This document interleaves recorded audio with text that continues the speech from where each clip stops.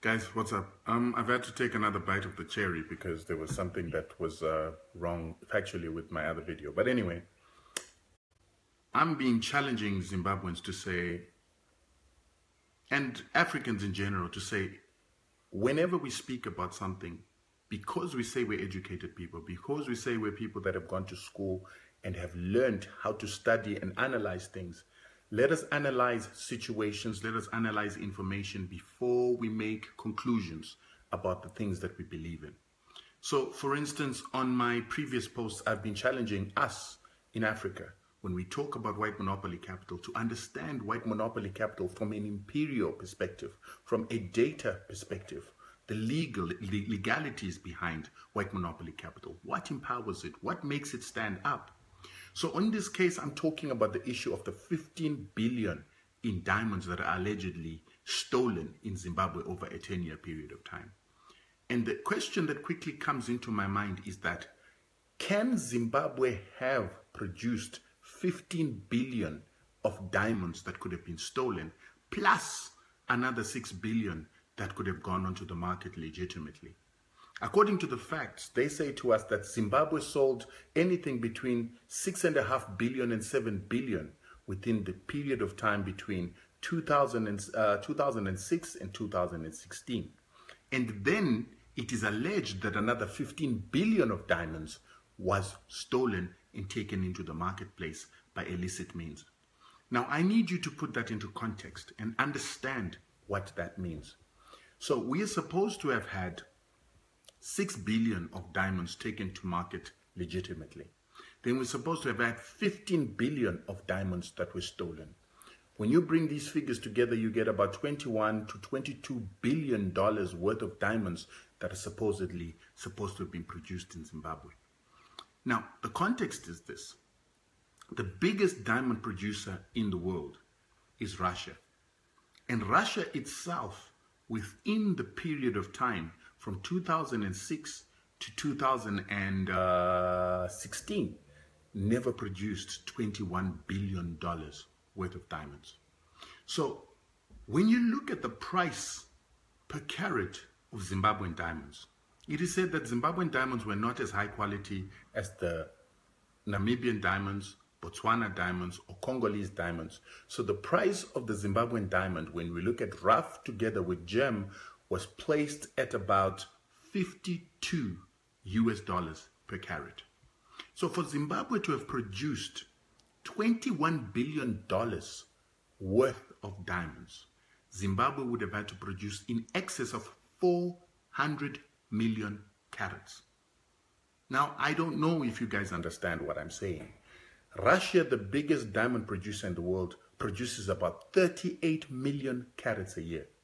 And in 10 years, that means that they would have produced 380 million carats. So Zimbabwe is said to have outproduced Russia in diamond production in a 10-year period of time. Now, if you've been to Russia or if you've been to Botswana, you will recognize that Botswana produces 32 million carats worth of diamonds, which is 320 million carats worth of diamonds in 10 years. You will notice that they will have big trucks. They've got a lot of machinery that is employed in the diamond industry. You see the machinery. You see that almost every second person among 4 people works for the diamond industry. And that is how they justify the production of 320 million carats in 10 years. So Zimbabwe is said to have produced at least 20% more diamonds than Botswana, and another 15% much more than Russia.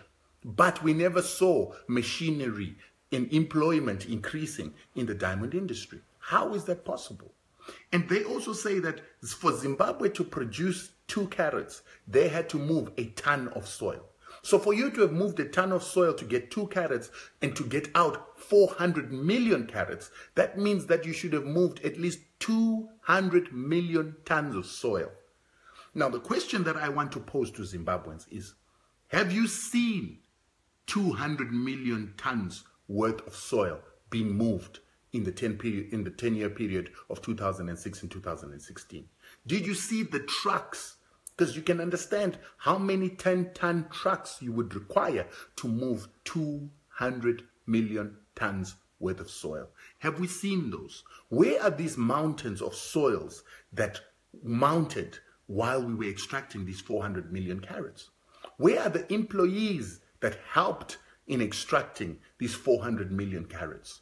Where are the trucks, the managers, the plant, the machinery, everything, the equipment that is used to move these 400 million carats out of the ground? You have to understand that diamonds just don't pop up on top of the soil. And because even Zimbabwe had easy to reach diamonds, but the reason you've got a load or yield per ton of soil means that we were moving soil. We were not just picking them off the surface. And this is figures that were given in Parliament, that we were moving a ton of soil to get 2 tons of diamonds. So this soil, this 200 million tons worth of soil, where is it in Zimbabwe? Where did they dump it? If you come to Joburg, you will see mountains upon mountains upon mountains of tailings or soil that was moved to extract the gold out of the ground in Johannesburg. Where is the soil that was moved at Marange? Where was the soil that was moved at all these other mines to extract 400 million carats? And then another thing, we have a Kimberley certification in Zimbabwe. And that Kimberley certification took us a long time to get because a lot of countries didn't want Zimbabwe to get that certification.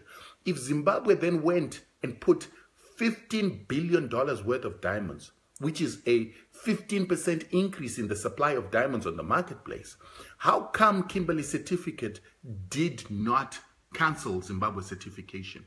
They already didn't want Zimbabwe producing diamonds. So why didn't they take their certification if Zimbabweans were involved in putting purloined diamonds onto the market? And where is the petrol consumption that goes hand in hand with the number of trucks that were going to move 4 to 200 million tons worth of soil? Where were those trucks getting their fuel? How come those trucks were not seen in Mutare? They were not seen in the cities and the towns that are close to these mines. Yet we should have seen an equivalent amount of trucks like Botswana or Russia in the cities consuming fuel. We should have seen a consummate increase in the employment of people that would be moving the soil and working in these mines to produce these 400 million carats of diamonds. So I've got an issue with us just believing every single bit of information that we're given. And yes, people say, but it's the president that said that. Yes, it's the president that said that, but does it make sense? Is it logical that Zimbabwe could have outproduced Botswana and outproduced Russia in diamonds, but yet we don't see the increase of machinery, the purchase of machinery, the rental of machinery, the consumption of fuel that you would find in Botswana? How is it that Botswana has every second person out of 4 working in the diamond industry to produce 32 million tons of diamonds every single year, but in Zimbabwe we produced over 40 million tons worth of diamonds every single year for 10 years, but we didn't see an increase in employment? We didn't see an increase in plant and machinery being brought into the country. We didn't see an increase in the production, in the consumption of fuel, and even in the demand of accommodation within the areas near those mines. We have to ask relevant questions to ascertain whether what it is that we hear is correct or it's just gossip. And I believe that the 15 billion production of diamonds that were stolen is not true. Zimbabwe is not the biggest diamond producer in the world. Zimbabwe has no capacity in terms of machinery, plant, and employees to outproduce Russia and Botswana.